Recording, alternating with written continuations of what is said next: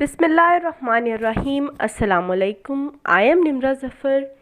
Today we will discuss about Section 10 CPC, the doctrine of res subjudice.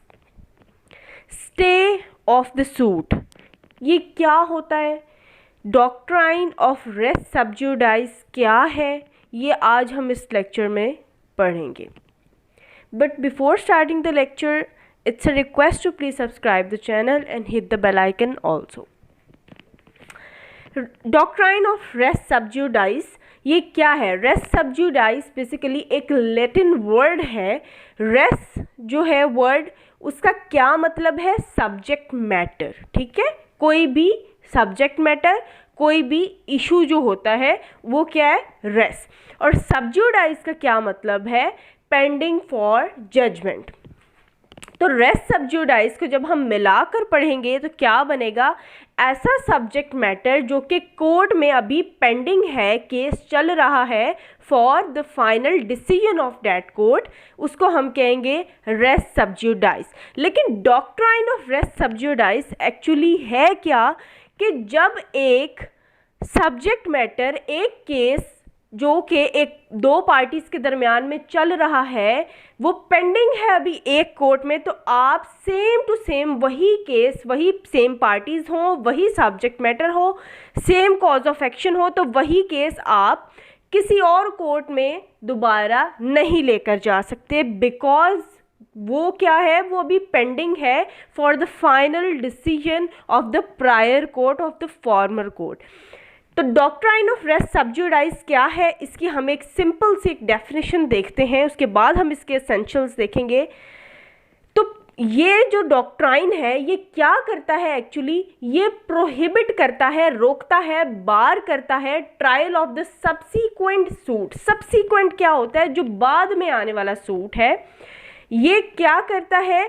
एक suit जो कि अभी pending है एक कोर्ट में और उसका अभी फाइनल डिसीजन नहीं हुआ, जजमेंट उसकी नहीं आई, तो वो केस आप दूसरे सूट, सब्सिक्वेंट सूट के थ्रू किसी दूसरी अदालत में लेकर नहीं जा सकते. कौन सा केस? जो पहले एक फॉर्मर कोर्ट में ऑलरेडी चल रहा है, ऑलरेडी पेंडिंग है, सेम कॉज ऑफ एक्शन है और सेम पार्टीज़ के दरमियान है. ठीक है, तो वो एक जब कोर्ट में एक केस चल रहा होता है एट ए टाइम, तो वही केस आप किसी दूसरी अदालत में नहीं चला सकते. ट्रायल को प्रोहिबिट कर दिया गया है. अब हम देखते हैं कि इसके एसेंशियल्स क्या है, कौन कौन से इंग्रेडिएंट्स हैं वो पूरे होंगे तो ही डॉक्ट्राइन ऑफ रेस सबजुडाइस अप्लाई किया जा सकता है. ठीक है, सबसे पहले सेम कॉज ऑफ एक्शन. दोनों सूट्स में सेम कॉज ऑफ एक्शन, मतलब एक सूट एक अदालत में चल रहा है, ठीक है, पेंडिंग है एक केस एक अदालत में, वही अगर दूसरी अदालत में आप लेकर जा रहे हैं और सेम कॉज ऑफ एक्शन है, सेम पार्टीज़ के दरमियान में है, मतलब जो पार्टीज़ उस केस में है वही पार्टीज़ इस केस में भी है, जो इशू है केस का सेम टाइटल है, उसका टाइटल भी सेम है और suit must be pending. Suit जो है वो पेंडिंग होना चाहिए. कहाँ पर? In the former court, in the prior court, जहाँ पर वो पहले से चल रहा है उसमें पेंडिंग होना चाहिए. और कॉम्पिटेंसी ऑफ कोर्ट होनी चाहिए कि जहाँ पर वो सूट पहले चल रहा है वो एक कॉम्पिटेंट कोर्ट है जो कि उसमें पेंडिंग है वो सूट. तो जब सेम कॉज ऑफ एक्शन होगा, सेम पार्टीज़ होंगी जैसे कि पहले सूट में थी, सेम टाइटल होगा और सूट पेंडिंग होगा किसी और कॉम्पिटेंट कोर्ट में, जब ये चीज़ें होंगी और यही सूट आप दोबारा किसी और अदालत में लेकर जा रहे हैं कि वहाँ भी चल रहा है सूट और फिर वहाँ पर भी चलाना है, तो ऐसा पॉसिबल नहीं है. यहाँ पर कौन सा डॉक्ट्राइन अप्लाई होगा? Doctrine of res subjudice. अब हम देखते हैं इसकी एक्सेप्शंस कुछ, कि कुछ एक्सेप्शनल केसेस भी है. हमने तो ये बात पढ़ी ना कि सेम टू सेम केस एक अदालत में अगर पेंडिंग है तो वो दूसरी अदालत में हम नहीं लेकर जा सकते, ट्रायल को बार कर दिया गया है.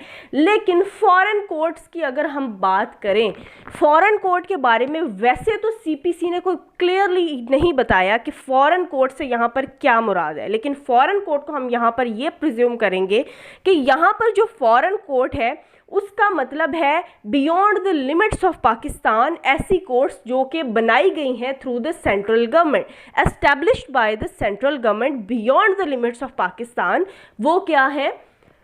फॉरेन कोर्ट्स हैं. तो वो यहाँ पर एक्सेप्शनल केस में बता रहे हैं कि ऐसा कोई केस जो कि फॉरेन के कोर्ट में चल रहा है वही same to same case Pakistan में चल सकता है।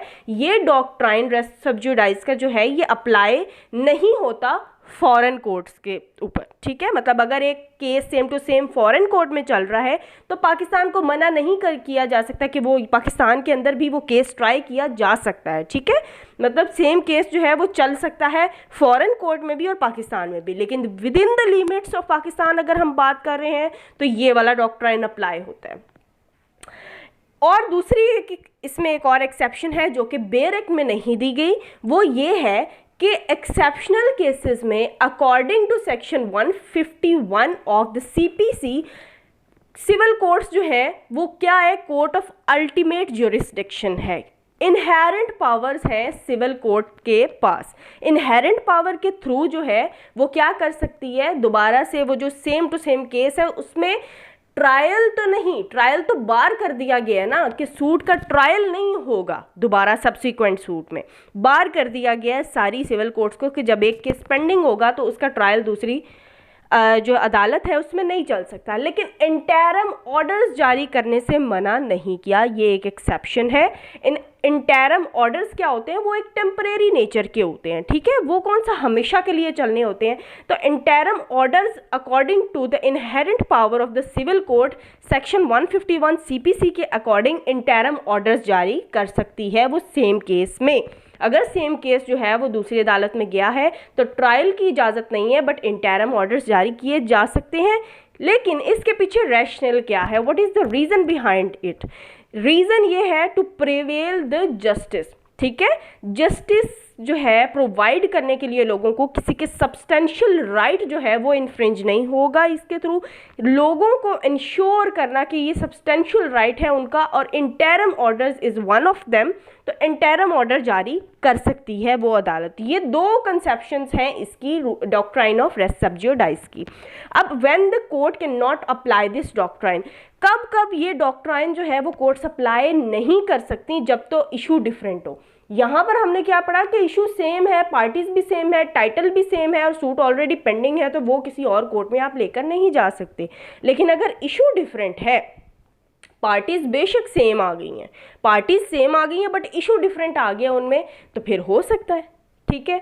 और दूसरी इसमें क्या चीज़ है कि सम और ऐसा कोई केस जिसमें कुछ कॉमन हों, पिछले सूट से रिलेटेड कुछ कॉमन मैटर्स हों और कुछ डिफरेंट हों उसमें इश्यूज, तो ऐसा जो है केस उस पर भी डॉक्ट्राइन ऑफ सब्जुडाइस जो है रेस सब्जुडाइस अप्लाई नहीं होगा। अब ये जो हमने डॉक्ट्राइन ऑफ रेस सब्जुडाइस पढ़ा है, इसके पीछे रीज़न क्या थी, what is the main reason behind the insertion of the doctrine of res subjudice in CPC. CPC में इसको इस सेक्शन 10 को क्यों इंसर्ट किया गया, उसकी रीज़न क्या है। रेस सब्जुडाइस जो है ये दरअसल रेस सब्जुडाइस जो एक डॉक्ट्राइन है, ये इसकी ओरिजिन क्या है, रोमन लॉ। रोमन लॉ में ये रेस सब्जुडाइस जो है ये वहाँ से हमने डिराइव किया है। लेकिन इसकी ज़रूरत क्यों पेश आई, हमने सीपीसी में इसको क्यों ऐड किया, तो उसकी रैशनल क्या है, रीज़न क्या है कि wastage of time and resources, कि एक केस जब एक अदालत में पेंडिंग है तो उसको दूसरी अदालत में भी दोबारा से उस केस को चलाना, सेम टू सेम केस को, तो इससे क्या होता है, अदालत की रिसोर्सेज और अदालत का टाइम वेस्ट होता है। तो इस चीज़ को रोकने के लिए जो है ये doctrine of res sub judice apply किया जाता है। दूसरी रीज़न क्या है, to reduce the burden on the courts.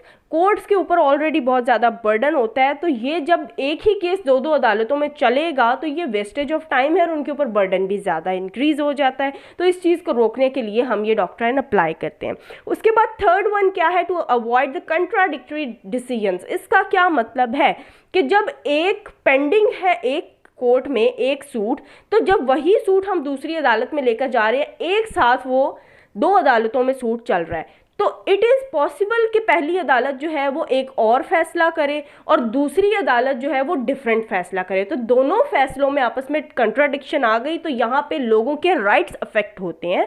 तो इस कंट्राडिक्शन को अवॉइड करने के लिए कि दोनों केसेस में डिफरेंट फैसले ना दिए जाएं, तो इसीलिए वो जो एक केस होता है वो एक ही जो है कोर्ट में चल सकता है।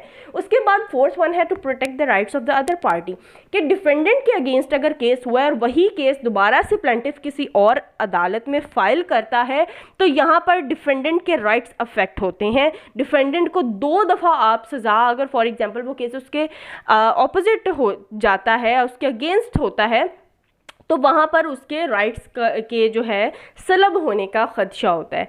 और लास्ट वन क्या है, टू अवॉइड अननेसेसरी डिले।